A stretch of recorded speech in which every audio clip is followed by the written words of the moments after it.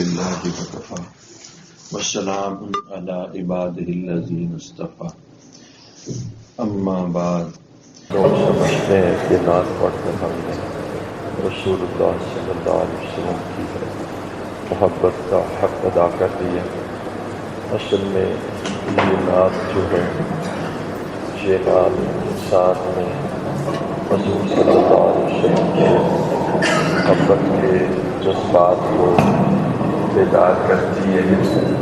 نعت رسول اللہ صلی اللہ علیہ وسلم سے محبت کے جذبات کو بیدار کرتی ہے۔ اب صحابہ کی نعت میں اور ہماری نعت میں صرف اتنا فرق ہے، صحابہ کے اندر رسول اللہ صلی اللہ علیہ وسلم کی جو محبت کا ایک طوفان موسم تھا تو وہ اپنے قلب کا اظہار زبان سے کرتے تھے۔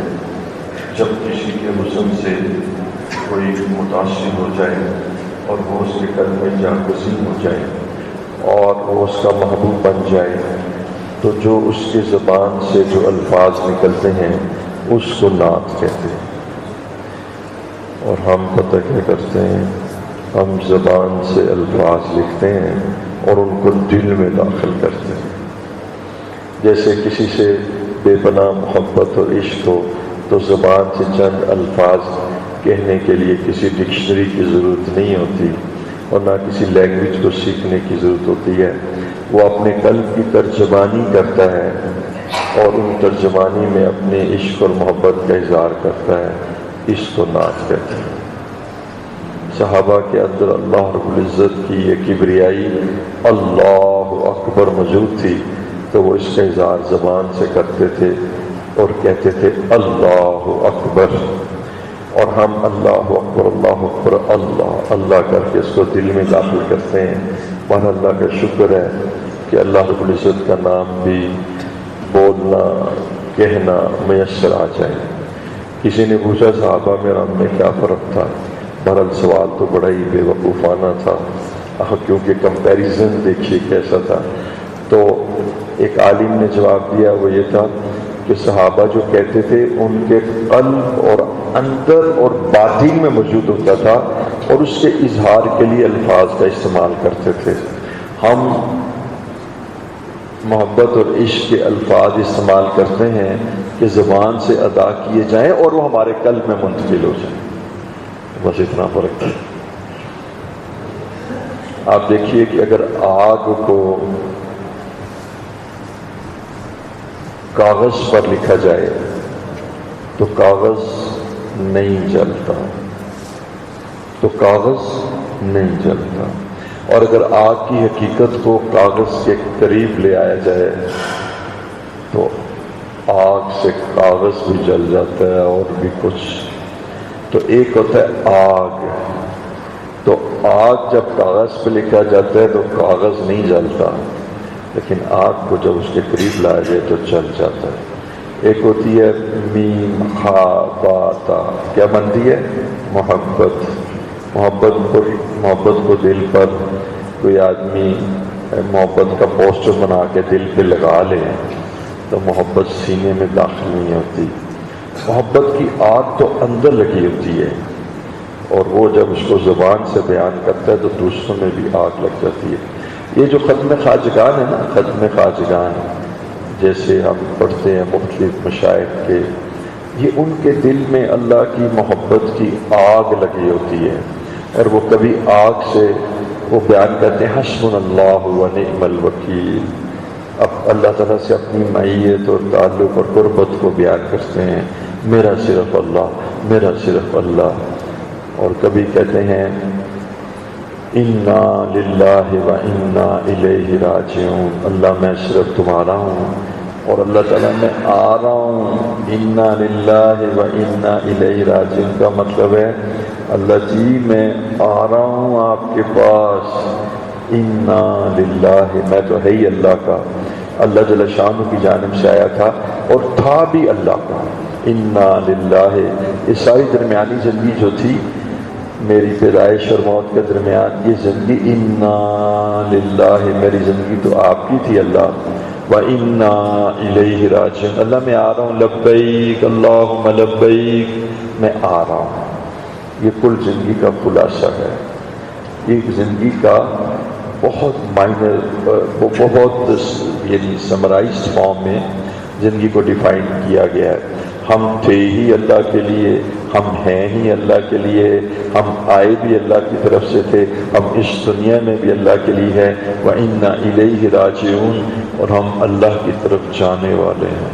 اللہ میں آ رہا ہوں، میں آ رہا ہوں پیارے اللہ، میں آ رہا ہوں، لبیک لبیک، میں آپ کے پسندیدہ اعمال کر کے آ رہا ہوں۔ اس لیے فرمایا ایکم احسن عملا، ہم نے موت اور زندگی کو اس لیے پیدا کیا کہ ہم جانچیں، ہم جانچیں ایکم احسن عملا، تم میں سے بہترین اعمال کون کرتا ہے۔ عزیزان گرامی، آج ایک مضمون میں بیان کرنا چاہتا ہوں کہ جیسے دیکھیے نماز کے بغیر تو کچھ بھی نہیں ہے، نماز کے بغیر تو کچھ بھی نہیں ہے۔ اس شخص نے ابتدا سے ہی اپنا راستہ بدل دیا، وہ تو انکار کر رہا ہے۔ اس لیے بعض آئمہ نے کہا اس کو قتل کر دو، آئمہ سے مراد آئمہ اربعہ ہوتے ہیں، اور بعض نے کہا اس کو گرفتار کر دو۔ اور سمجھ نہیں آتی کیوں سختی فرمائی۔ بہرحال وہ چاہتے تھے کہ زمین پر اس کو چلنے کی اجازت نہیں ہے، یہ کھاتا بھی اللہ کا ہے، پیتا بھی اللہ کا ہے، اس کا جسم بھی اللہ نے بنایا ہے، اس کا گھر بھی اللہ نے بتایا، اس کا رزق بھی اللہ نے بنایا ہے۔ مدینہ منورہ میں تھا تو ایک بہت بڑا تربوز آیا، تربوز بہت بڑا، یعنی کتنا عام نہیں، جتنا آپ نے دیکھو اس سے بہت بڑا، اور 4-5 تربوز اندر لے آئے۔ میں نے کہا کہ میرے بیڈ روم میں رکھ دو۔ میں نے بیڈ کے کنارے کے اوپر چھوڑا تھا، تربوز رکھ دیا، اور میں نے زیارت شروع کر دی تربوز کی۔ ایسا قلب میں اللہ کی تعلق اور محبت، میں نے کہا اس کو رزق کہتے ہیں۔ میں نے مفتی صاحب تشریف فرما تھے، میں نے کہا حضرت مفتی صاحب ہم پتہ رزق کس کو کہتے ہیں؟ جو اکاؤنٹنٹ جنرل سے ملتا ہے، جو دکانوں سے ملتا ہے، جو at the end of the day at the end of the month AG office سے ملتا ہے۔ ہم نہ ان روپوں کو رزق کہتے ہیں۔ اور خدا کے بندو، رزق تو یہ ہے، اتنا بڑا تربوز اور اتنا خوبصورت، اور اس کی وہ پلیس بھی کہ جہاں سے غذا اس میں جاتی تھی اور ڈنڈی توڑی ہوئی تھی۔ 1 گھنٹہ گزر گیا، 2 گھنٹہ گزر گیا، کہہ رہے ہیں کہ کیا کر رہے ہیں؟ میں نے کہا اللہ کی مصنوعات کی زیارت کر رہا ہوں، اللہ کی تصویروں کی زیارت کر رہا ہوں، اللہ کی زیارت کر رہا ہوں۔ مفتی صاحب آئے، میں نے کہا حضرت مفتی صاحب رمضان ہے، ورنہ 24 گھنٹے تک میں اس کو دیکھنے سے اگتا ہوں نا، اس لیے کہ اس کو تو دیکھتا ہی نہیں، اس کے خالق کو دیکھتا ہوں، رازق کو دیکھتا ہوں۔ یہ تربوز رزق ہے، یہ تربوز رزق ہے، اور وہ رازق ہے۔ آپ تو کبھی کدو کو اس طرح دیکھتے ہی نہیں ہیں۔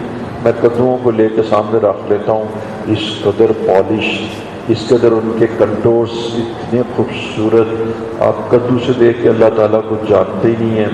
ایک دفعہ میں مدینہ منورہ میں تھا، وہ نا بیگن لے آئے، تو بیگن سے جو طبیعت کا ملان ہر آدمی کا نہیں ہوتا، میرا بھی کچھ ایسا تھا، لیکن اس بیگن کے اندر جو انڈیگو کلر، انڈیگو ہوتا ہے نا، اس کے اندر جو ایک ہوتا ہے نیوی بلیو، ایک ہوتا ہے انڈیگو کلر، ایسے چمکتے تھے اس بیگن کے دور و دیوار کہ بس میں اس بیگن کو دیکھتا رہا اور اللہ کی یاد میں کھو گیا۔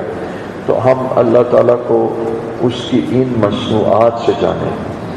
تو عزیزان گرامی، ہم یہ سوچتے ہیں کہ یہ جو ہمیں جو پیسے ملتے ہیں نا، نوٹ ملتے ہیں نا، آپ کو پتہ ہے ایک دفعہ بغداد کے اندر قحط پڑا، آپ یقین جانیے بغداد کے اندر قحط پڑا، نہ اناج نہیں تھا۔ کتابوں میں لکھا ہے کہ لوگوں نے سونا بیچ کے روٹی گندم خریدی۔ تو جس وقت گندم ہی نہیں پیدا ہوگی تو تمہارے روپے کیا کریں گے؟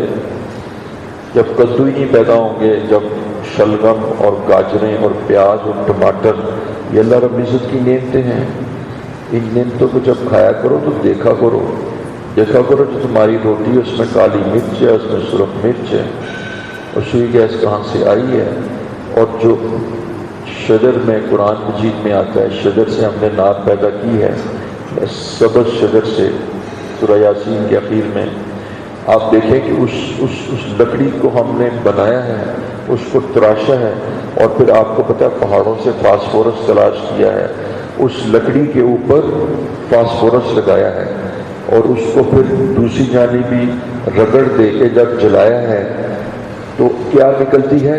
آگ، اور اس ڈبیا کا کیا نام ہے؟ ماچس۔ تو تمہیں ماچس سے اللہ کی شان کا نہیں پتہ لگتا؟ تم تفکر نہیں کرتے، غور نہیں کرتے۔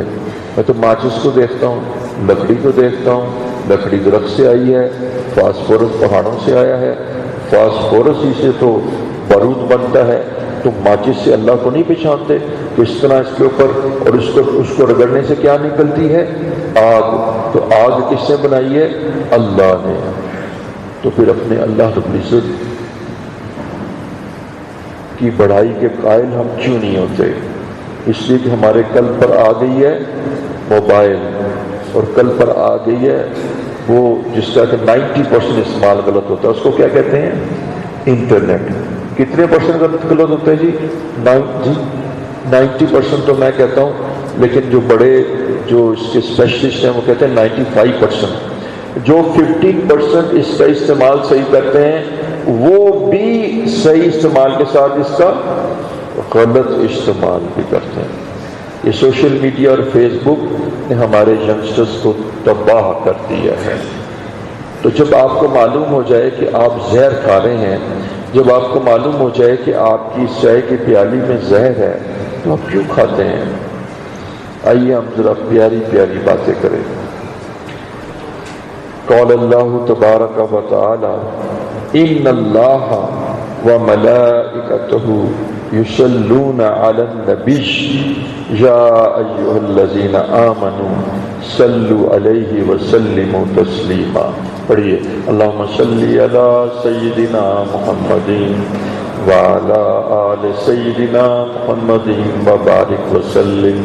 جزا اللہ عنا محمدا ما هو اہلہ وصلی اللہ علی النبی الأمی۔ میں نے عرض کیا تھا کہ نماز کے بغیر گزارا نہیں ہے، اس نماز سے ہی ہماری روحانی زندگی کا آغاز ہوگا۔ نماز کا مطلب ہے آپ نے اللہ کی ربوبیت اور اسی کی بڑائی کو تسلیم کیا ہے۔ بیٹا یقین جانا، میں تمہیں سچ بتا رہا ہوں کہ جو نماز نہیں پڑھتا وہ زبان حال سے کہتے ہیں اے اللہ میں تجھے سجدہ نہیں کرتا، میں تجھے رکوع نہیں کروں گا، میں تیرے سامنے ادب سے ہاتھ جوڑ کر قیام نہیں کروں گا، مجھے تیری ضرورت نہیں ہے، میں اپنے کام خود کر لوں گا، میں بڑا کانفیڈنٹ ہوں، میں سیلف میڈ ہوں۔ اوہ ہوئے ہوئے سیلف میڈ ہوں۔ تو میں عرض کروں کہ نماز نہ پڑھنا جو ہے یہ تو بالکل اللہ سے لڑائی کرنا ہے، یہ تکبر کرنا ہے، یہ اللہ سے مقابلہ کرنا ہے۔ لہذا بچوں، خدا کے واسطے اپنے بھائیوں کو، اپنے شہر کے لوگوں کو نماز پڑھو۔ یہ بات ختم ہوگی۔ اب میں آپ سے عرض کرنا چاہ رہا تھا کہ سب سے اہم چیز ہے کہ سب سے اہم چیز کلمہ ہے، لا الہ الا اللہ محمد رسول اللہ، اور اس کلمے میں سب سے اہم چیز محمد رسول اللہ صلی اللہ علیہ وسلم۔ دیکھیے، پہلے عشق محمد ہے اور پھر عشق الہی ہے۔ عشق الہی سے پہلے عشق محمد صلی اللہ علیہ وسلم ہے۔ اس کی کیا وجہ ہے؟ اس کی وجہ ہے کہ آپ کو تعارف اللہ رب العزت کا کس نے کرایا ہے؟ رسول اللہ صلی اللہ علیہ وسلم نے۔ تو عشق محمد کے بغیر، عشق محمد صلی اللہ علیہ وسلم کے بغیر عشق الہی حاصل نہیں ہو سکتا۔ عشق محمد کے بغیر عشق الہی حاصل نہیں ہو سکتا۔ لیجیے، آج میں یہ چاہتا ہوں کہ میرے اور آپ کے اندر عشق محمد صلی اللہ علیہ وسلم پیدا ہو جائے۔ بیٹا آپ یقین جانیے گا کہ کفار ہمارے اندر سے عشق محمد نکالنا چاہتے ہیں۔ مجھے بہت اچھی طرح سے یاد ہے، میں بڑا ینگ تھا اس زمانے میں، بڑی اچھی طرح سے یہ بات یاد ہے، اور میرے والد صاحب نے بھی مجھے یہ بات بتائی، اور میں نے خود اس اس آرٹیکل کو پڑھا. ایک لیڈی تھی گولڈا میئر، یہ نا اسرائیل کی غالباً پریزیڈنٹ تھی. تو گولڈا میئر نے یہ لکھا کہ ہم پاکستانی فوج کا مقابلہ نہیں کر سکتے. بالکل اس نے اسٹیٹمنٹ دی تھی کہ ہم پاکستانی فوج کا مقابلہ نہیں کر سکتے. اور ذرا دیکھیے تو صحیح، اس نے اس کا مقابلہ کرنے کی جو ترکیب بتائی، اس نے کہا کہ اس کا مقابلہ کرنے کے لیے یہ نہیں ہے کہ ان کو آپ ڈی ویپن کر دو، ان کے ویپنز چھین لو، یا ان کی ٹیکنالوجی کو آپ کٹیا بنا دو، یہ لیٹسٹ ٹیکنالوجی. واللہ میں آپ کو بتاتا ہوں عزیز دوستو، اس نے کہا کہ ان کا مقابلہ کرنے کی صرف ایک ہی جو ہے نا طریقہ ہے کہ ان کے سینوں میں سے رسول اللہ صلی اللہ علیہ وسلم کا عشق نکال دو. یہ گولڈا میئر کی اسٹیٹمنٹ مجھے آج بھی یاد ہے. والد صاحب نے مجھے بتائی کہ دیکھو یہ لوگ کیسے ہیں، کتنا صحیح ڈائگنوسس کرتے ہیں، کتنی صحیح سائیکالوجسٹ ہیں. وہ کہتے ہیں کہ اصل میں بات ہے کہ جب تک پاکستانی فوج کے اندر عشق رسول اور عشق رسول کا لفظ تھا، عشق محمد صلی اللہ علیہ وسلم ہے نا، اس وقت تک ہم ان کا مقابلہ نہیں کر سکتے. کہ محمد سے وفا تو نے تو ہم تیرے ہیں، یہ جہاں چیز ہے کیا، لوح و قلم تیرے ہیں. تو عزیزان گرامی، میں آپ کو بتانا چاہتا ہوں کہ ہمارے دلوں میں سے کفار عشق رسول نکالنا چاہتے ہیں. اور دوستو، عشق پتہ کہاں ہوتا ہے؟ عشق قلب میں ہوتا ہے. عشق قلب میں ہوتا ہے. بیٹا جو پہنتے ہو پہن لو، نہ پہنو، شلوار پہنو، قمیض پہنو، پیٹ پہنو، یہ جو عشق قلب میں ہوتا ہے، عشق قلب میں ہوتا ہے. ایسے ایسے عشاق ہیں کہ جن کی ظاہری زندگی تو ایسے نظر آتی ہے کہ وہ دینداری والی نہیں ہے، لیکن ان کے قلب میں عشق ہوتا ہے. تو بیٹا یہ عشق الہی جو ہے نا، اس کے بغیر آج کی اس دنیا میں ایمان نہیں بچایا جا سکتا. تو یہ میں عرض کرنا چاہ رہا تھا کہ ہم اپنے اندر عشق رسول صلی اللہ علیہ وسلم پیدا کریں. اچھا، ویسے بھی دیکھو کہا گیا اطیعوا اللہ و اطیعوا الرسول، کہ تم اللہ کو فالو کرو، اللہ کی اطاعت کرو اور اللہ کے رسول کی اطاعت کرو. اس کا مطلب پتہ کیا ہے؟ کہ اللہ جل شانہ نے اپنی اطاعت کو ایکسپلین کرنے کے لیے، ڈیمانسٹریٹ کرنے کے لیے، بتلانے کے لیے کہ میری اطاعت کیا ہے، رسول اللہ صلی اللہ علیہ وسلم کی زندگی میں ایک اسوہ حسنہ رکھ دیا ہے. یہ وہ زندگی ہے کہ جو میں نے پسند کر لی ہے. اچھا آپ یہ سمجھیے گا، میں آپ کو ایک سٹیٹمنٹس دیتا ہوں، ذرا تھوڑا سا اس میں فرق ہے. ایک یہ ہے کہ آپ یہ کہیں کہ حضور صلی اللہ علیہ وسلم کی جو زندگی ہے وہ اللہ جل شانہ نے جیسے ان کو پیدا فرمایا تو ان کی زندگی کو اللہ تعالیٰ نے پسند فرما لیا. تو یہ بات بھی درست ہے، اس میں بھی کوئی اشکال نہیں ہے. لیکن دیکھیے میں کچھ اور بات آپ کو کہنا چاہتا ہوں، ذرا میری اس بات کو سن لیجئے میرے دوستو. نہیں، میں کچھ اور بات کہنا چاہتا ہوں.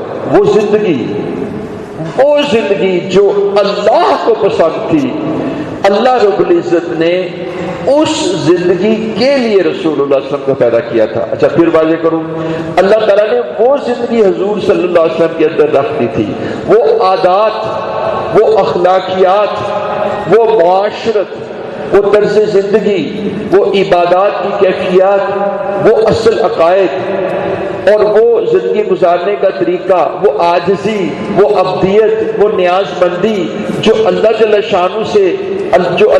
شانہ کو اپنے بندوں سے مقصود تھی کہ میرے بندے ایسے ہو جائیں.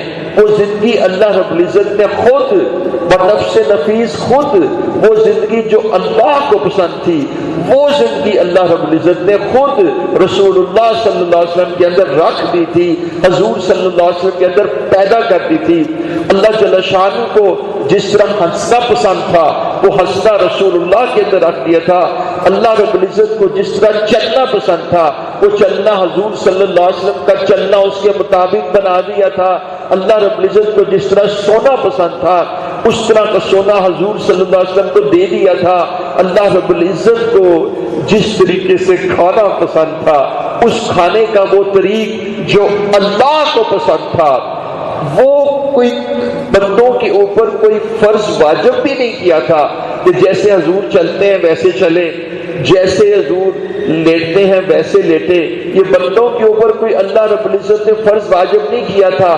لیکن پیارے دوستوں میری بات سمجھو، اللہ جل شانہ کو جو چلنا، جس طریقے سے چلنا اللہ کو پسند تھا، وہ چلنا اللہ رب العزت نے رسول اللہ صلی اللہ علیہ وسلم کی چال میں رکھ دیا تھا۔ وہ سونا کہ جس طرح اللہ کو سونے کا انداز پسند تھا وہ حضور میں رکھ دیا تھا۔ تو حضور کی ادائیں وہ ادائیں تھیں کہ جو اللہ جل شانہ کو پسند تھی، بلکہ اللہ کو پہلے پسند تھی۔ وہ زندگی گزارنے کے طریقے اللہ رب العزت کو پہلے پسند تھے، بعد میں اللہ رب العزت نے رسول اللہ صلی اللہ علیہ وسلم کو ایسا بنایا تھا۔ تو دوستو یہ حضور صلی اللہ علیہ وسلم ہے۔ لقد کان لکم فی رسول اللہ اسوۃ حسنہ۔ ہم نے حضور کی زندگی میں وہ تمام طرق کہ جو ہمیں پسند تھے بندگی کے اور جو ہم انسانوں سے مطالبہ کرتے تھے، وہ تمام پسندیدہ طریقے ہم نے رسول اللہ صلی اللہ علیہ وسلم کی زندگی میں رکھ دیے تھے۔ یہ ایک بات ہوئی۔ اور پھر آپ نے فرمایا، اللہ جل شانہ نے قرآن میں فرمایا وَمَا أَتَاكُمُ الرَّسُولُ فَخُذُوهُ۔ دیکھیں فرما رہے ہیں کہ نبی جو تمہیں دیں، نبی جو تمہیں کہیں، نبی جس کام کے کرنے کے لیے تمہیں کہیں، جو تمہیں پکڑائیں، جو کہیں، فَخُذُوهُ، اس کو مضبوطی سے پکڑ لو، اس کو کر دو، اس پر عمل کر لو۔ وما نہاکم عنہ، اور نبی جس چیز سے تمہیں روکیں اس سے رک جاؤ۔ نبی شراب سے روکتے ہیں، رک جاؤ۔ نبی ظلم سے روکتے ہیں، رک جاؤ۔ نبی دل آزاری سے روکتے ہیں، رک جاؤ۔ نبی تکبر سے روکتے ہیں، رک جاؤ۔ نبی مسلمان کے کینے اور بک سے روکتے ہیں، رک جاؤ۔ نبی سود سے روکتے ہیں، رک جاؤ۔ نبی رشوت سے روکتے ہیں، رک جاؤ۔ نبی بخل سے روکتے ہیں، رک جاؤ۔ اور نبی فحاشی کے امور سے روکتے ہیں، رک جاؤ۔ نبی جس چیز سے روکتے ہیں، نبی جس چیز سے روکتے ہیں، رک جاؤ، تم فلاح پا جاؤ گے۔ حضور صلی اللہ علیہ وسلم کے بارے میں اللہ جل شانہ فرما رہے ہیں کہ بندو تم نبی کو اس طرح فالو کرو کہ تمہیں نہ خود سے کوئی بک نہیں لکھنی، تمہیں اپنا کیریکلم خود نہیں بنانا۔ رسول اللہ صلی اللہ علیہ وسلم کی زندگی میں تمہارے لیے مکمل زندگی کا ایک خاکہ ہے۔ جیسے حضور کی معاشرت ہے ویسے حضور کی معاشرت کو لے لو، جیسے حضور کے معاملات ہیں ویسے معاملات کو لے لو، جیسے حضور کے اخلاقیات ہیں ویسے اخلاقیات کو لے لو، جیسے حضور کی عبادات اور عقائد ہیں ویسے لے لو۔ اور یہ بتایا اللہ جل شانہ نے کہ یہ وہ طریقے ہیں، یہ وہ ادائیں ہیں، یہ وہ اسپیسیفکلی یہ وہ زندگی ہے جو مجھے محبوب ہے، جو مجھے پسند ہے، جس کا تقاضا میں انسانوں سے کرتا ہوں۔ کل کو انسان یہ نہ کہہ سکتے کہ اللہ رب العزت آپ تو یؤمنون بالغیب تھے، آپ تو ہمارے سامنے سے اوجھل تھے، پھر آپ اس زندگی کا تقاضا کرتے تھے کہ جو آپ کو پسند ہے۔ اے اللہ، ہم اس زندگی کو کیسے جانتے، ہم کیسے پہچانتے؟ ہمیں کیا معلوم تھا کہ جب کوئی مسلمان عذر پیش کرے تو آپ کو پسند تھا کہ اس کا عذر قبول کر لیا جائے، اور آپ کو یہ پسند تھا کہ جب کوئی مسلمان کسی مسلمان کے عیبوں کا مال علم ہو جائے تو آپ یہ چاہتے تھے کہ اس کے عیبوں کو مشتہر نہ کیا جائے، اس کے عیبوں کو چھپا دیا جائے، اس کے عیبوں کو روک دیا جائے، اس کو لوگوں کے سامنے نہ پھیلایا جائے۔ ہمیں کیا معلوم تھا اللہ رب العزت کہ آپ نے ماں کو اتنا زیادہ مقام دے دیا ہوا ہے کہ اللہ اور اس کے رسول کے بعد سب سے زیادہ ماں کو مقام دے دیے؟ ہمیں کیا پتا تھا؟ ہمیں تو نہیں پتا تھا۔ اللہ جل شانہ فرمائیں گے کہ میں نے محمد رسول اللہ صلی اللہ علیہ وسلم کے ذریعے سے ماں کا مقام واضح کر دیا تھا، باپ کا مقام واضح کر دیا تھا، ہمسائے کا مقام واضح کر دیا تھا، غریب کا مقام واضح کر دیا تھا۔ میں نے بتا دیا تھا کہ بندگی کیا ہے، عاجزی اور تواضع اور تکبر اللہ کو پسند نہیں ہے۔ ہمارے پاس کوئی عذر نہیں ہوگا حضور صلی اللہ علیہ وسلم۔ پیارے دوستو، آپ یقین جانیے کہ اسلام کی سب سے بڑی حقانیت رسول اللہ صلی اللہ علیہ وسلم ہے، اور اس کے بعد سب سے بڑی حقانیت قرآن مجید ہے، اور اس کے بعد سب سے بڑی حقانیت بیت اللہ شریف ہے۔ یہ تین بڑی حقانیت ہے۔ دیکھیے کہنے لگا تھا کہ کوئی حد ہوتی ہے کسی کی تفصیلات کو جاننے کی کہ ناخنوں کے کاٹنے کا انداز بھی محفوظ ہے۔ رسول اللہ صلی اللہ علیہ وسلم اس طرح ناخن کاٹتے تھے، کاٹ لیں گے تو حضور کی مطابقت ہو جائے گی۔ پیارے دوستوں، مشقت نہیں ڈالتا، نہیں کاٹیں گے تو قطعاً گناہگار نہیں ہوں گے، کوئی گناہ نہیں ہوگا، کوئی ناراضگی اللہ کی نہیں ہوگی، اپنی طرف پہ کاٹ لیں گے۔ لیکن حضور اس طرح کاٹتے تھے، حضور ناخن اس طرح کاٹتے تھے۔ ٹوائلٹ میں اگر رائٹ ہینڈ دایاں پاؤں لے کے چلے جائیں گے کوئی اللہ کی بارگاہ میں گناہ نہیں ہوگا، لیکن حضور کی مطابقت میں لیفٹ پاؤں لے جائیں گے، اللہ بھی راضی ہو جائیں گے اور قلب میں بھی نورانیت آئے گی۔ پتہ میں آپ کو یہ کیوں بات بتا رہا ہوں؟ اگر آج سے 100 سال پہلے یہ میں بات کرتا تو لوگ مجھے اس مسئلے سے اٹھا کے بات پھینک دیتے، لیکن میں اس لیے کہتا ہوں بیٹا ہم تو کبیرہ گناہ میں مبتلا ہیں۔ جو بندہ 5 وقت کی نماز چھوڑتا ہو اس کو کوئی اشراق کی دعوت دیتا ہے، اس کو کوئی تہجد کی دعوت دیتا ہے، بیٹا ہماری زندگی تو کبیرہ گناہوں میں مبتلا ہے، ہماری زندگی کبیرہ گناہوں میں مبتلا ہے۔ اس لیے میں یہ باتیں کرتا ہوں۔ کل میں نے آپ کو کہا نا کہ یعنی حضور صلی اللہ علیہ وسلم کی بعض سنتیں ہیں جو فرض واجب نہیں ہیں، لیکن لازم ہے کہ ان کا ادب اور احترام کیا جائے۔ میں نے اس کی دعوت نہیں دی اس لیے کہ میں کیسے دعوت دوں؟ بیٹا ہم تو کبیرہ گناہوں میں مبتلا ہے۔ دیکھیے بیٹا جس سینے کے اندر حسد ہے وہ کبیرہ گناہ میں مبتلا ہے، جو اپنے آپ کو دوسروں سے افضل سمجھتا ہے وہ کبیرہ گناہ میں مبتلا ہے، جو غیبت کر رہا ہے وہ کبیرہ گناہ میں مبتلا ہے۔ اس لیے یقین جانیے گا، میں آپ کو اس بات کی یقین دانی کراتا ہوں کہ پہلی یقین دانی کراتا ہوں کہ ہماری زندگی میں کبیرہ گناہ ہے۔ اس لیے میں نے کہا تھا وزر ظاہر الاسمی و باطنہ، کہ ہم چوری تو نہیں کرتے، ڈاکہ تو نہیں مارتے، زنا شراب نہیں کرتے، لیکن وزر ظاہر الاسمی و باطنہ باطنی گناہ بھی چھوڑ دے۔ باطنی گناہوں میں تو بیٹا ہم بڑے پھنسے ہیں، باطنی گناہوں میں تو وہ مصیبت ہے، باطنی گناہ۔ اچھا پھر یہ یاد رکھیے، دیکھیے جس طرح سود سے بچنا قرآن کی روح سے فرض ہے نا، سود سے تو آپ کو پتہ ہے نا، بالکل اسی طرح کینے، بغض، ریا اور تکبر سے بچنا جو باطنی گناہ ہے قرآن کی روح سے فرض ہے۔ یعنی آپ میری بات سن رہے ہیں کہ جس طرح زنا اور شراب سے بچنا فرض ہے اسی طرح تکبر سے بھی بچنا فرض ہے۔ یعنی کہ زنا اور شراب تو قرآن سے ثابت ہے، اور تکبر میں کوئی بات نہیں، کچھ نہیں ہوتا۔ جس طرح بیٹا منہ سے کسی کا تانا دینا یعنی حرام ہے اور قرآن نے اس کے لیے ویل کا لفظ استعمال کیا ہے، اسی طرح ولا تجسسوا، بدگمانی کرنا، اس سے بچنا فرض ہے۔ آپ حیران ہوں گے، امام غزالی کی میں آپ کو ایک اسٹیٹمنٹ بتاتا ہوں۔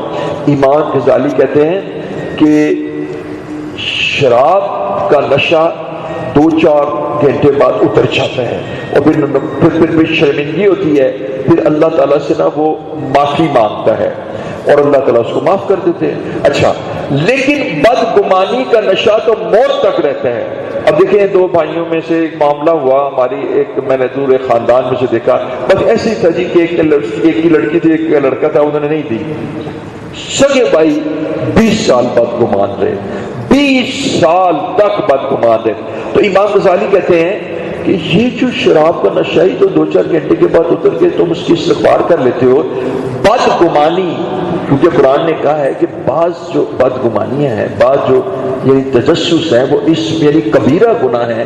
یہ جب تم اپنے مسلمان بھائی کے بارے میں بدگمان ہو جاتے ہو تو وہ فرماتے ہیں یہ بدگمانی 24 گھنٹے کا گناہ ہے اور یہ پورے سال کا گزرنا ہے۔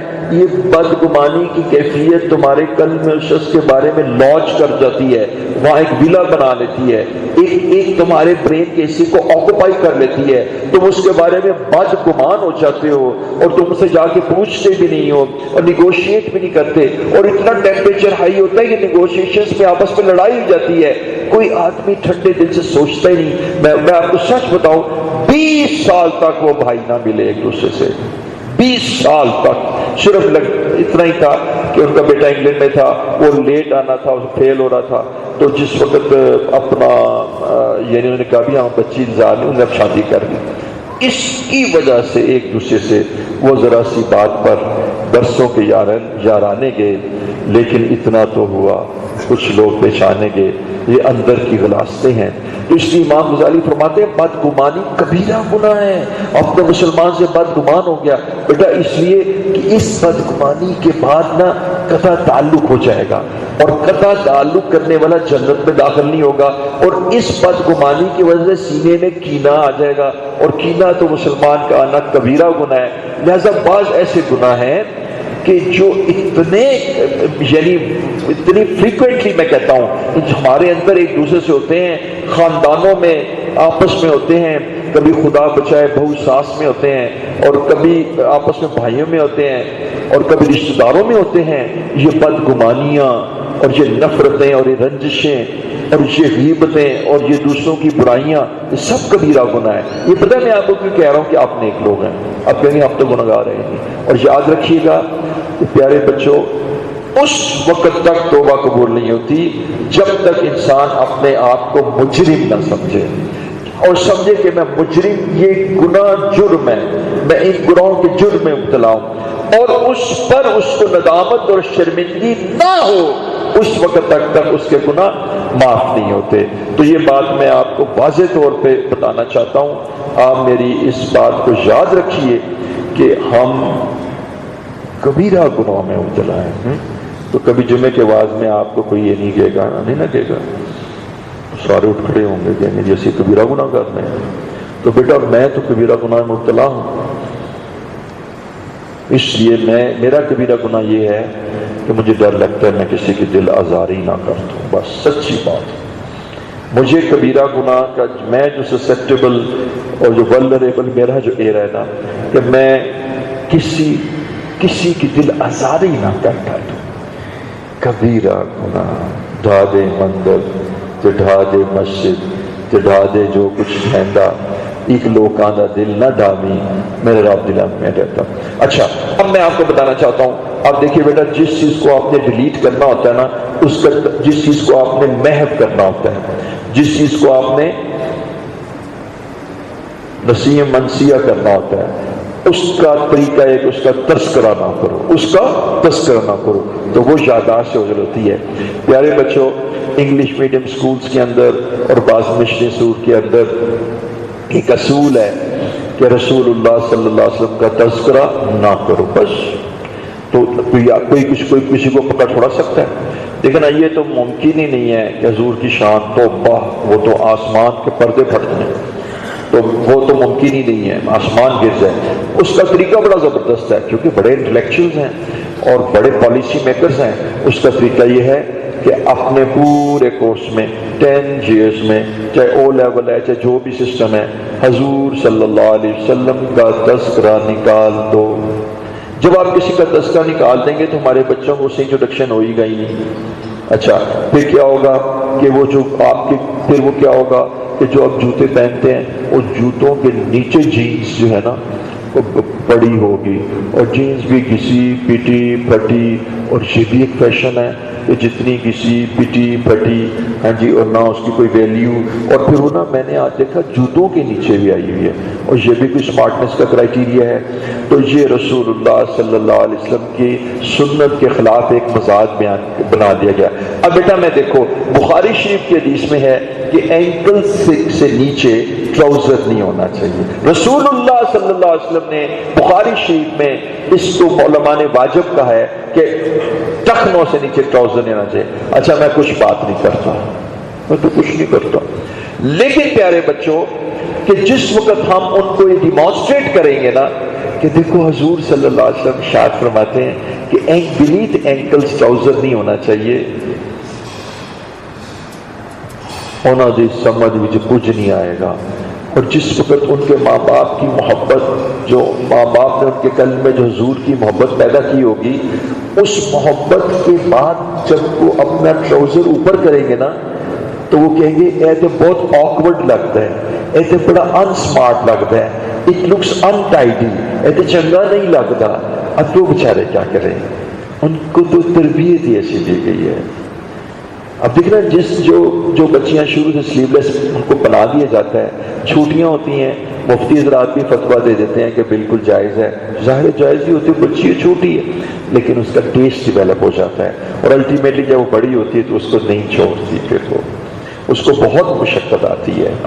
تو مجھے یاد ہے کہ وہ ہماری ایک عزیزہ تھیں، تو انہوں نے وہ بدل گئی، تو انہوں نے ان کی بیٹی ہوم اکنامکس میں جاتی تھی، تو انہوں نے ان کو بڑی زبردستی سخت کیا کہ سر پہ دوپٹہ رکھو۔ اچھا، اب میں نے ایک دفعہ پوچھا بیٹا کیا پرابلم ہے، آپ سر پہ دوپٹہ کیوں رکھتے ہیں؟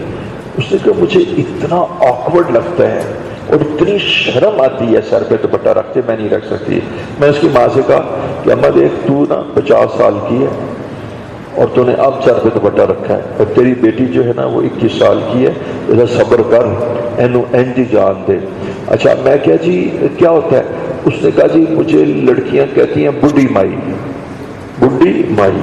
تو میں نے کہا بیٹا بڈھی مائی کہنے سے کیا ہوتا ہے؟ تو کچھ بھی تو نہیں ہوتا۔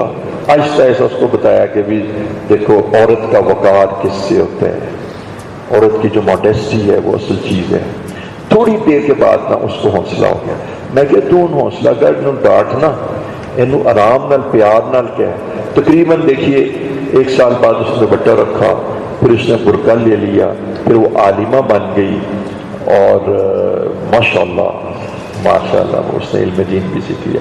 تو سلولی اور گریجولی کام کیا کرتے ہیں۔ تو بیٹا ایک طریقہ یہ ہوتا ہے کہ حضور کا نام ہی کر دو۔ تو آج میں آپ کو بتانا چاہتا ہوں ہمارے دین کے اندر ایک بہت بڑا شعبہ ہے۔ لیجیے میں آپ کو بتاتا ہوں اذکار کی اقسام کیا ہیں۔ اذکار کی اقسام کیا ہیں بڑے اختصار سے، کیونکہ فیصل صاحب نے مجھے فوراً حکم دے دینا اور سیری بھی ہو جائے گی۔ اچھا وہ کیا ہیں؟ وہ اذکار کی جو اقسام ہے نا، وہ ایک قرآن مجید کی تلاوت ہے۔ اس میں کوئی شک نہیں کہ اس امت کا سب سے بڑا ذکر قرآن ہے، اس میں کوئی شک نہیں۔ اذکار کی اقسام قرآن ہے، اور نمبر 2 درود شریف ہے۔ بس میں اس پہ آنا چاہتا ہوں۔ تو بیٹا درود شریف کی بہت کثرت سے یعنی کرنی ہے۔ اے ایمان والو، اللہ اور اس کے فرشتے نبی پہ درود شریف بھیجتے ہیں، تم بھی اے ایمان والو نبی پہ درود بھیجو۔ اچھا اس پر ہی میں کلام بند کر دیتا ہوں، اور میں صرف اتنا عرض کر دیتا ہوں عزیزان گرامی کہ یہ درود کیا ہے؟ درود کیا ہے؟ تو مختصر کلام کرتا ہوں۔ درود یہ ہے کہ اے اللہ، دیکھو نا آپ حضور صلی اللہ علیہ وسلم کو کیا رحمت، ہمارے اختیار میں کیا ہے، ہم تو رحمتوں کے محتاج ہیں، ہم تو کچھ ہی نہ کر سکتے، لہذا ہم نے اللہ رب العزت کی بارگاہ میں ریکویسٹ کرنی ہے، اے اللہ یہ میرا ایک دوست ہے، اس نے مجھے ڈوبتے بچایا تھا، اور ان نامساعد حالات میں کہ جب میں انتہائی مشقت میں گرفتار تھا اس نے میری مدد کی تھی، اور اس وقت کوئی نہیں تھا جو میری مدد کر سکتا تھا۔ اللہ رب العزت میں آپ سے درخواست کرتا ہوں کہ اللہ میں تو اس کو جزا نہیں دے سکتا، تو اس کو میری جانب سے جزا دے دے۔ اب دیکھیے درود شریف کا ایک صیغہ دیکھیے، جزا اللہ عنا محمدم ما ہوا اہلہ، اے اللہ جزا دیجئے محمد صلی اللہ علیہ وسلم کو ایسی جزا جس کے کہ وہ اہل ہیں۔ حدیث مبارکہ میں شیخ الحدیث لکھتے ہیں کہ 70 فرشتے 1000 دن تک مشقت میں ڈالے جائیں گے، یعنی جب کوئی آدمی کہے گا جزا اللہ عنا، اے اللہ آپ جزا دیجیے محمد صلی اللہ علیہ وسلم کو، عنا ہماری طرف سے ایسی جزا جس کے کہ وہ اہل ہیں۔ اللہ تعالیٰ ان کے جو احسانات ہیں، آج ان کی وجہ سے ہم مسلمان ہیں، اگر وہ نہ ہوتے تو ہم ڈنگر ہوتے، ہم گنوار ہوتے، ہم درندے ہوتے۔ انہی کی وجہ سے ہمیں جنت ملے گی، انہی کی وجہ سے ہمیں سب کچھ ہے۔ میں تو کہتا ہوں کھاتے بھی انہی کا ہے، پیتے بھی انہی کا ہے، پہنتے بھی انہی کا ہے، صبح بھی انہی کی وجہ سے ہوتی ہے، رات بھی انہی کی وجہ سے ہوتی ہے، سب کچھ انہی کا نام ہم کی وجہ سے جیتے ہیں۔ تو دیکھیے اس لیے کہتے ہیں اللہ ہم حضور صلی اللہ علیہ وسلم کا شکر نہیں ادا کر سکتے، ہم کیا ان کو دے سکتے ہیں؟ اے کریم رب تو ہماری جانب سے جزا اللہ جزا دیجیے، اللہ ہماری طرف سے محمد صلی اللہ علیہ وسلم کو ایسی جزا ما ہوا اہلہ جس کے کہ وہ اہل ہیں. اور شیخ الحدیث فرماتے ہیں یہ کہ یہ اللہ ایسی جزا کہ جو آپ کی شان کے مطابق ہو، اپنی شان کے مطابق رسول اللہ صلی اللہ علیہ وسلم کو جزا دیجیے. اچھا، اس پر اللہ رب العزت کے خوش ہوتے ہیں کہ 70 فرشتوں کو 1000 دن تک مشقت میں ڈالتے ہیں کہ میرے محبوب کے لیے اس نے دعا کی ہے تو آپ نہ اس کا اجر، حضرت شیخ لکھتے ہیں اس کا مطلب ہے اجر لکھتے لکھتے تھک جائیں گے. بیٹا اس سے آپ نے سوچا، سنیے رسول اللہ صلی اللہ علیہ وسلم کا اللہ کی بارگاہ میں کیا مقام ہے، کتنی محبت ہے. اس لیے دیکھیے کہ جب آدمی کہتے ہیں اللہم صلی علی سیدنا محمد وعلی آل سیدنا محمد وبارک وسلم، اچھا اس کا کیا مطلب ہے؟ اے اللہ آپ اللہ جل شانو آپ رسول اللہ صلی اللہ علیہ وسلم پر رحمتیں بھیجیے، آپ رسول اللہ صلی اللہ علیہ وسلم پر سلامتی بھیجیے، آپ رسول اللہ صلی اللہ علیہ وسلم پر برکتیں بھیجیے. تو یہ سلام ہوا. اچھا پیارے بچوں، آپ دیکھو آپ ایک دوسرے کو کیا کہتے ہو؟ السلام علیکم ورحمۃ اللہ وبرکاتہ. تو یہ رسول اللہ صلی اللہ علیہ وسلم کو سلام ہو گیا. آپ کتنا پیارا دین ہے کہ جب ہم دوسرے سے ملتے تو کہتے ہیں آپ پر سلامتی ہو، السلام علیکم، آپ پر سلامتی ہو. یہی ہم کہتے ہیں اللہ رسول اللہ پر سلامتی ہو، ورحمت اللہ، اور آپ پر رحمت ہو، یا اللہ رسول اللہ علیہ وسلم پر رحمت ہو، وبرکاتہ، اور آپ پر برکتیں نازل ہوں. کتنا خوبصورت دین ہے. اس لیے فرمائے افشوا السلام کہ اگر تم چاہتے ہو کہ ایک دوسرے کے دلوں میں تمہارے محبت پیدا ہو جائے تو سلام کو پھیلا دو، افشوا السلام. تو دیکھیے رسول اللہ صلی اللہ علیہ وسلم پر درود شریف کیا ہے؟ السلام علیکم ورحمۃ اللہ. لیکن ہم بھی درخواست اللہ کو کرتے ہیں کہ اے اللہ رسول اللہ صلی اللہ علیہ وسلم پر رحمت نازل فرمائیں، برکتیں نازل فرمائیں، اور ان کے اوپر سلام بھی نازل فرمائیں. اللہ رب العزت اتنے خوش ہوتے ہیں. اللہ کہتے ہیں، حدیثیں بڑی ہیں، 40 50 60 سینکڑوں حدیثیں اس پر ہیں کہ اللہ رب العزت اس سلام پر اپنے بندے سے اتنا خوش ہوتے ہیں. کہتے ہیں سب سے پہلے اس کے اوپر 10 رحمتیں نازل کر دو، اور اس کے 10 درجے بلند کر دو، اور اس کے 10 گناہ معاف کر دو. عجیب بات، 10 گناہ معاف کر دو، 10 درجے اس کے بلند کر دو، اس کے اوپر 10 رحمتیں. تو بیٹا جب تم ایک دفعہ درود شریف پڑھتے ہو تمہارے اوپر کتنی رحمتیں آتی ہیں؟ 10. اور جب دوبارہ پڑھتے ہو تو پھر 10، اور جب 100 مرہ پڑھتے ہو تو پھر 10، اور جب 100 دفعہ پڑھتے ہو تو بتاؤ ملٹیپلیکیشن فیکٹر کیا ہے جی؟ بیٹا جب 100 دفعہ پڑھتے ہو تو کس 10 ملٹیپلیکیشن فیکٹر 10 مطلب ایک دفعہ پڑھنے سے 10، تو 100 دفعہ پڑھنے سے 100 انٹو 10، 1000 دفعہ پڑھنے سے 1000 انٹو 10، 1000 دفعہ پڑھنے سے 10,000 رحمتیں، 100 دفعہ پڑھنے سے 1000 رحمتیں. بیٹا یہ رسول اللہ صلی اللہ علیہ وسلم کا فرمان ہے، اور یہ اسٹیٹسٹک اللہ کا بیان کیا ہوا ہے. جب تم ایک دفعہ رحمت، ایک دفعہ جب تم اللہ جل شانہ ایک دفعہ رسول اللہ پر درود شریف پڑھو گے اللہ کی 10 رحمتیں آئیں گی. اچھا اس کے بعد دیکھو کہ جب اللہ تعالیٰ کی 10 رحمتیں آئیں گی تو آپ مجھے بتائیے کہ کیا ہمارے حالات اور احوال کو درست کرنے کے لیے اللہ کی 10 رحمتوں کی ضرورت ہے؟ ایک رحمت کافی ہے. تو جب تم 100 دفعہ پڑھو گے تو ملٹیپلائی بائی 10 1000 رحمتیں آئیں گی. بیٹا جس کے اوپر 1000 رحمتیں آئیں گی اس کے مسائل حل ہو جائیں گے. اب میں آپ کو بتاتا ہوں، وقت کم ہے. حضرت شیخ الحدیث زکریا نور اللہ مرکزہ، ان کے پاس ایک شخص ہے، دل کا مرض ہے درود شریف پڑھو، بیوی کی جگہ ہے درود شریف پڑھو، اپنا کاروبار نہیں چلتا درود شریف پڑھو، بیمار ہوں درود شریف پڑھو، مقدمہ ہے درود شریف پڑھو. یقین جانیے حضرت شیخ الحدیث کے پاس جو بندہ بھی آتا تھا اس کو کہتے تھے درود شریف پڑھو. مجھے سمجھ نہیں آتی تھی، اب سمجھ آتی ہے کہ جس وقت ایک دفعہ درود شریف پڑھنے سے 10 رحمتیں آتی ہیں، 10 گناہ معاف ہوتے ہیں، 10 درجات بلند ہوتے ہیں. آپ صرف رحمتوں کو ہی دیکھ لیجئے، گناہ معاف ہونے سے بھی معاملات ٹھیک ہوتے ہیں، لیکن 10 رحمتوں کے آ جانے کی وجہ سے کیسے ہو سکتا ہے کہ ایک شخص کے اوپر رحمتیں نہ آ رہی ہوں اور پھر رحمتیں آنا شروع ہو جائیں، اس کا حال برابر ہو. ایک آدمی کے اوپر روزانہ 100 قطرے پانی کے گر رہے ہوں، کیا وہ گیلا نہیں ہوگا؟ یہ کیسے ہو سکتا ہے کہ جب وہ درود شریف نہیں پڑھ رہا تھا اور درود شریف پڑھ رہا ہے دونوں حالتیں برابر ہوں؟ یہ نہیں ہو سکتا۔ اور حضور صلی اللہ علیہ وسلم، اور یقین جانیے آپ کو میں اگلی بات کہتا ہوں، اگلی بات یہ ہے کہ یہ درود شریف حضور صلی اللہ علیہ وسلم کی بارگاہ میں پہنچایا جاتا ہے۔ دوستو اس سے پہلی بات یہ ہے کہ درود شریف پڑھنے سے آپ کی اللہ تک رسائی ہوتی ہے، اور آپ حضور صلی اللہ علیہ وسلم کی بارگاہ میں کہہ کہ اللہ کو ون کر لیتے ہیں، اللہ کو ون کر لیتے ہیں، اللہ تعالیٰ کو آپ خوش کر دیتے ہیں، اور اللہ کے جو خزانے ہیں نا اور اس کے دہانے ہیں نا اس کو کھول دیتے ہیں۔ حضرت شیخ الحدیث نے ایک بات فرمائی، وہ بھی سن لیجئے کہ قرآن میں آتا ہے کہ اللہ اور اس کے فرشتے نبی پر درود بھیجتے ہیں۔ اب مجھے بتائیے جب اللہ درود شریف بھیجتے ہیں تو فرشتوں کو درود شریف بھیجنے میں کیا مقصد ہے؟ وہ اس آنر میں شامل ہوتے ہیں۔ اور پھر جب اللہ اور اس کے فرشتے نبی پر درود شریف بھیجتے ہیں تو پھر نبی کو تمہارے میرے درود شریف کی کوئی ضرورت ہے؟ دیکھیے نا، جس کام کو اللہ اور اس کے فرشتے کر رہے ہیں اس کے بعد میری اور آپ کے درود شریف کی رسول اللہ صلی اللہ علیہ وسلم کو ضرورت ہے؟ تو وہ کسی نے کہا کہ وہ جو شاعر تھا نا اور بادشاہ کا جہانگیر کا، وہ کہتا تھا بادشاہ جی تاڑے اقبال بلند ہون، اور بادشاہ کی شاعری کرتا تھا، اور بادشاہ کی شاعری کرتے کرتے بادشاہ کے خزانوں کے دہانے کھل جاتے تھے۔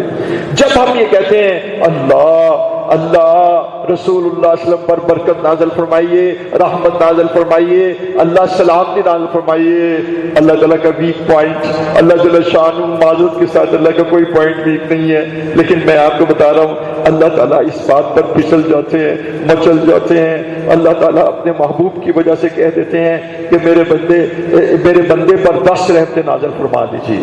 یہ ساری باتیں میں نے لاڈ میں کہی ہیں، نہ اللہ پھسلتے ہیں نہ مچلتے ہیں۔ میں نے ایسے آپ کو بتایا کہ جیسے کسی ماں کے بچے کی تصویر، کسی ماں کے بچے کی تعریف کی جائے، اس کو پیار کیا جائے، اس کے حسن کی تعبیر کیا جائے، اس کی اخلاقیات کی تعریف کرتے ہی چلی جائے، ماں پھسل جاتی ہے، اس کا ویک پوائنٹ ہے، وہ کہتی ہے یہ آدمی تو سب سے بہتر ہے، یہ عزیز میرا سب سے بہتر ہے۔ اللہ رب العزت کو اتنا پیار ہے، قل ان کنتم تحبون اللہ، اللہ کہتے ہیں میرے محبوب آپ کہہ دیجئے ان کنتم تحبون اللہ، اگر تم مجھ سے محبت رکھتے ہو اور مجھ سے محبت میں آنست ہو، فاتبعونی، تم میرے محبوب کا اتباع کرو، یحببکم اللہ، میں اللہ تم سے محبت کروں گا۔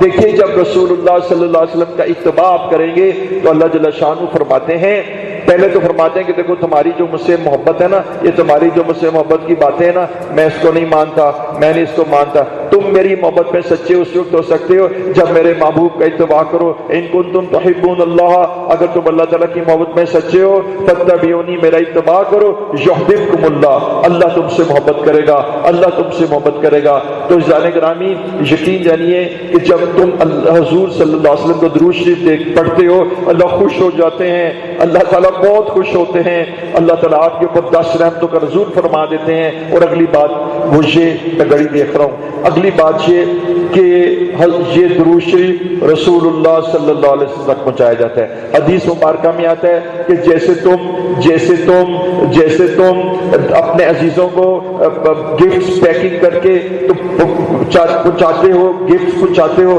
ویسے فرشتے یہ گفٹ حضور صلی اللہ علیہ وسلم تک پہنچا دیتے ہیں، اور حضور صلی اللہ علیہ وسلم تک آپ کا نام آ جاتا ہے۔ اور پہنچانے والا کیسے پہنچاتا ہے کہ محمد زید بن محمد اسلم نے آپ کو درود شریف پڑھا ہے، تو دیکھیے ذرا تصور کیجئے کہ اس درود شریف کے پڑھنے کی برکت سے ہم جیسے گندوں کا نام رسول اللہ صلی اللہ علیہ وسلم کی مجلس میں آ جاتا ہے۔ عزیزان گرامی اگر اس درود شریف کی کوئی اور بھی صفت نہ ہوتی، کوئی اور بھی نفع نہ ہوتا تو اتنا نفع ہی بہت کافی تھا کہ میرا نام، آپ کا نام، آپ کا نام، ان کا نام، سب کا نام، ہمارا نام ہمارے والد صاحب کے نام کے ساتھ رسول اللہ صلی اللہ علیہ وسلم کی بارگاہ میں پیش ہو جاتا ہے۔ اور اس کے بعد حضور صلی اللہ علیہ وسلم سے یہ ممکن نہیں ہے کہ جب کسی امتی کا نام ان کے بارے میں آئے کہ جس امتی نے ان کے لیے خیر خواہی چاہیے ہو تو رسول اللہ صلی اللہ علیہ وسلم سے دعا نہ کرے۔ تو میرے شیخ فرمایا کرتے تھے کہ رسول اللہ صلی اللہ علیہ وسلم دعا فرماتے ہیں، اور آگے یہ بھی کہہ دیا کرتے تھے کہ جن کے دلوں کے کان ہوتے ہیں اس دعا کو سنتے بھی ہیں۔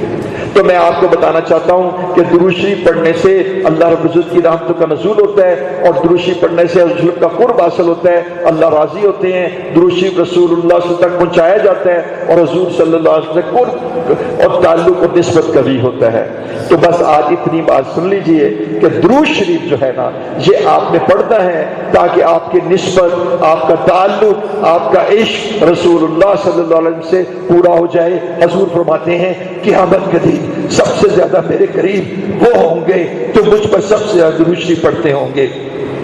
تم مجھ سے درود شریف پڑھو، قبر کے اندر تم سے مجھ سے سوال ہوگا۔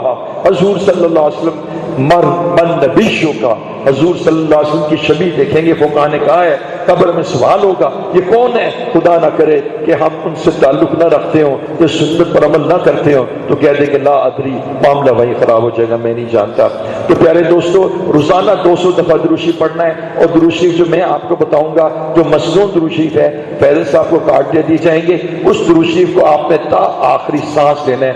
اللہم صلی علی سیدنا محمد وعلی آل سیدنا محمد وبارک وسلم، اس لیے کہ اس درود شریف کے اندر سلامتی بھی ہے، برکت بھی ہے، اور اس کے اندر رحمت بھی ہے کہ اللہ سلامتی نازل فرما، برکت نازل فرما اور رحمت نازل فرما ہمارے سردار اور ان کی آل پر۔ اس لیے وہ درود شریف ہے کہ حدیث کے اندر درود شریف کے جتنے فضائل آئے ہیں یہ تمام فضائل اس درود شریف کے پڑھنے سے حاصل ہو جائیں گے۔ درود تاج، درود لکھی، یہ لمبے درود شریف پڑھنے کی ضرورت نہیں، یہ وہ درود شریف ہے جو رسول اللہ صلی اللہ علیہ وسلم نے اپنی زبان مبارک سے خود بیان فرمایا ہے کہ یوں مجھ پہ درود شریف پڑھو۔ تو ہمارے سلسلہ عالیہ نقشبندیہ میں 1000 سال تک، سلسلہ عالیہ چشتیہ میں 1000 سال تک یہ درود شریف پڑھا جا رہا ہے۔ آپ اس درود شریف کو پڑھیں، یہ مصنون درود شریف ہے، یہ ہمارے اکابر پڑھتے ہیں، یہی درود شریف پڑھیں، اور کوئی درود شریف اپنی طرف سے نہ پڑھیں، یہی درود شریف پڑھیں۔ ویسے سب سے افضل ترین درود شریف وہ ہے جو نماز میں پڑھا جاتا ہے، لیکن وہ ہم نہ اتنی کثرت سے پڑھ نہیں سکتے، تو اس کی مقدار 200 دفعہ ہے۔ جب آپ 200 دفعہ رسول اللہ صلی اللہ علیہ وسلم درود شریف پڑھیں گے، آپ کے سینے میں حضور کی محبت پیدا ہوگی اور دل بدل جائے گا۔ وآخر دعوانا الحمد للہ رب العالمین۔ اللہم صلی علی سیدنا محمد وعلی آل سیدنا محمد۔ اللہ ان کے سینوں میں اللہ رب العزت رضی اللہ عنہ محمد رسول اللہ، ان کے سینوں میں اللہ تعالیٰ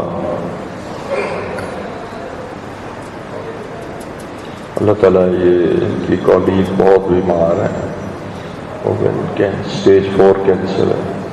اللہ رب العزت ان کا خاتمہ ایمان پر اور ان کی زندگی جو ہے نا عافیت کے ساتھ، اللہ رب العزت ان کی زندگی میں عافیت پیدا فرما دیجیے، اور آپ خود رکھتے ہیں کہ آپ ان کو شفا دے دیجیے، ان کو اللہ رب العزت ان کی صحت یابی کے لیے دعا کرتے ہیں۔ لا واسطہ ہو انشاءاللہ، فکر کی کوئی بات نہیں، آپ ٹھیک ہو جائیں گی، اللہ ان کو ٹھیک فرما دیجیے۔ اللہ رب العزت حضور صلی اللہ علیہ وسلم کا عشق نصیب فرما، حضور کی محبت نصیب فرما۔ جزا اللہ عنا محمد ما هو عنہ، آمین۔